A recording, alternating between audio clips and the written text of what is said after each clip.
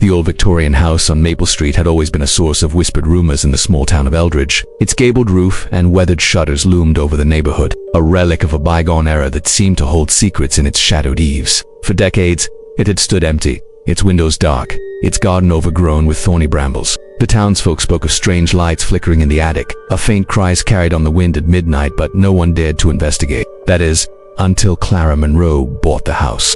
Clara, a 32-year-old journalist with a penchant for unraveling mysteries, saw the house as an opportunity. Fresh off a messy divorce and craving a new start, she purchased the dilapidated property at an auction for a fraction of its worth. The locals warned her about its history, disappearances, tragedies, and a family that had vanished without a trace in the 1920s, but Clara dismissed their tales as small-town superstition. She was determined to restore the house and, perhaps, uncover a story worth writing about. The move-in process was grueling. The house smelled of mildew and decay. Its floors creaked underfoot, and the wallpaper peeled in long, curling strips. Clara spent her first week scrubbing, painting, and hauling furniture, but the house resisted her efforts. Every night, as she lay in her sleeping bag on the living room floor, she heard strange noisy scratches in the walls, faint thumps from above. She chalked it up to the house settling, but a nagging unease began to grow. On the seventh night, Clara was jolted awake by a sound unlike the others, a low, rhythmic tapping, like a finger drumming on wood. It came from the direction of the upstairs hallway. Heart-pounding, she grabbed her flashlight and crept up the creaking staircase. The air grew colder with each step, and the tapping grew louder, more insistent. It led her to a blank stretch of wall at the end of the hall, where the wallpaper was faded but unremarkable. She pressed her ear to the wall and froze. The tapping stopped, replaced by a faint guttural whisper that seemed to come from within the wood itself. "Who's there?" Clara called, her voice trembling. Silence answered. She ran her hands over the wall, searching for anything unusual, and felt a slight seam, barely perceptible under the wallpaper. Her journalist's instinct kicked in. She fetched a utility knife from her toolbox and carefully sliced through the paper, revealing a hidden door, its edges flush with the wall. A rusty keyhole stared back at her like a dead eye. Clara's heart raced. She had no key, but the lock looked ancient, brittle. With a screwdriver and some effort, she pried the door open, revealing a narrow staircase descending into darkness. The air that wafted up was stale, tinged with something metallic. Against her better judgment, she descended. The stairs led to a small, windowless room, its walls lined with shelves of dusty jars and books bound in cracked leather. A single wooden table stood in the center, covered with strange symbols carved into its surface. Clara's flashlight beam caught glints of glass jars filled with murky liquid, some containing shapes she couldn't identify. One shelf held a collection of photographs, their edges curled with age. She picked one up and nearly dropped it. The photo showed a family, mother, father, and two children standing in front of the house, their faces blank, their eyes unnaturally wide. As she examined the room, Clara's unease deepened. The symbols on the table seemed to pulse faintly, though she told herself it was a trick of the light. She found a journal on one of the shelves, its pages yellowed and brittle. The handwriting was spidery, erratic, and as she read, a chill ran through her. October 12, 1923. The ritual is nearly complete. The vessel is prepared, but the cost is greater than we imagined.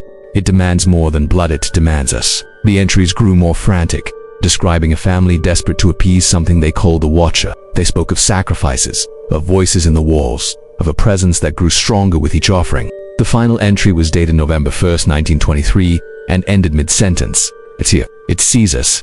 Clara slammed the journal shut, her breath shallow. The room seemed to close in around her, the air heavy with an oppressive weight. She stumbled back toward the stairs, but a sound stopped her, a low, wet gurgle from the corner of the room. Her flashlight beam swung wildly, landing on a pile of rags that hadn't been there before. The rags shifted, and Clara's blood ran cold. They weren't rags. They were clothed, worn by something that was not human. The thing unfolded itself, its limbs too long, its head featureless, except for a gaping maw that glistened in the light. Clara screamed and bolted for the stairs, the thing's gurgling growing louder, closer. She slammed the hidden door shut behind her, her hands shaking as she dragged a heavy bookcase in front of it. The gurgling stopped, but she could feel it watching. For the next few days, Clara tried to convince herself it was a hallucination, a product of exhaustion and an overactive imagination. But the house felt different now. Shadows seemed to linger in corners, and the air carried a faint metallic tang. She avoided the upstairs hallway, but the tapping returned every night, louder, more insistent. She began researching the house's history, digging through old newspapers and town records.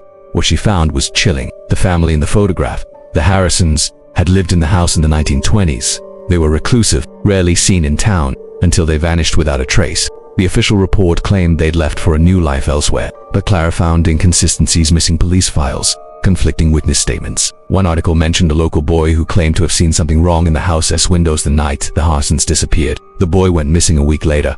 Clara's obsession grew. She contacted a local historian, Margaret Tate, who agreed to meet her at the house. Margaret, an elderly woman with a sharp mind, brought a box of documents she'd collected over the years. As they sat in the living room, Margaret's eyes kept darting to the upstairs hallway.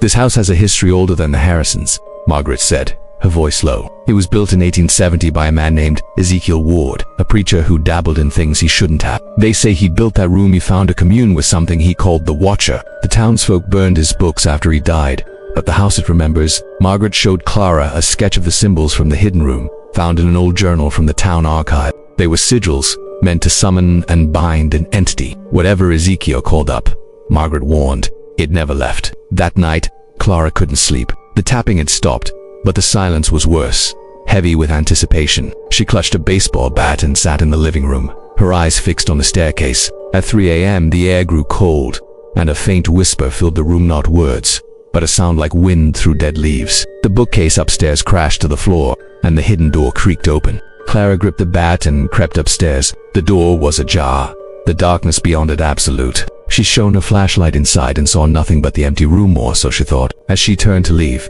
the door slammed shut, trapping her inside. The symbols on the table glowed faintly, and the gurgling returned, louder, closer. Clara pounded on the door, but it wouldn't budge. The air grew thick, and she felt a presence, ancient and malevolent, watching her. Days passed, and Clara didn't answer her phone. Her editor, worried, sent a colleague to check on her. The colleague found the house empty, the hidden door sealed shut once more. Clara's belongings were untouched, her car still in the driveway. The police searched the property but found no trace of her, only the journal and photographs in the hidden room. The case was marked unsolved, and the house was boarded up again. But the townsfolk noticed something new. At night, the attic windows flickered with strange lights, and faint cries echoed through the streets. Some swore they saw a figure in the upstairs window, a woman, her face blank, her eyes unnaturally wide, staring out into the darkness. The house on Maple Street still stands, its secrets buried in the hidden room, and somewhere, in the walls or beyond them, the Watcher waits.